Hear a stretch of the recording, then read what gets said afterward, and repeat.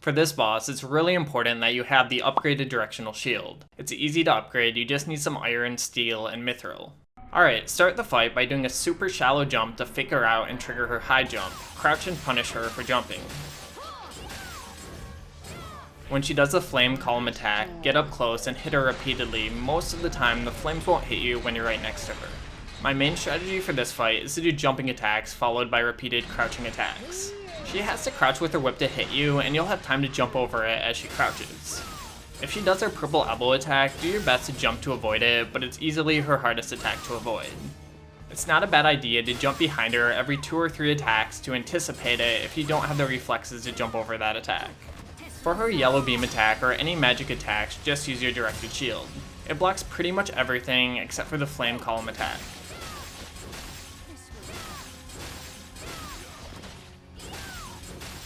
If she double jumps with you, just turn away in the midair so you don't get whipped. Most of the time you don't want to double jump though because she'll just mimic you.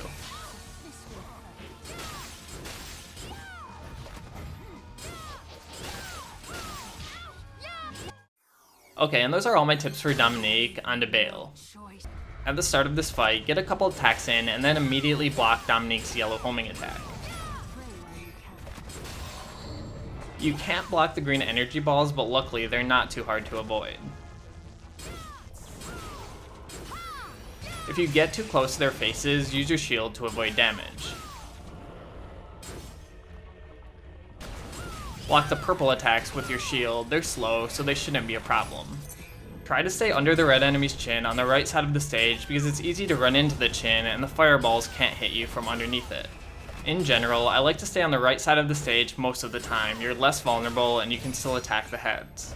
Just double jump over their heads from the left as they approach you. I found the lizard to be the easiest to damage because his face doesn't stick out as much and a big portion of his neck is vulnerable to damage.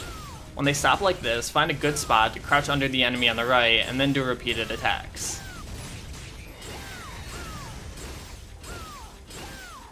Get ready to block with your shield when the camera zooms in on Dominique to avoid the tongue attack.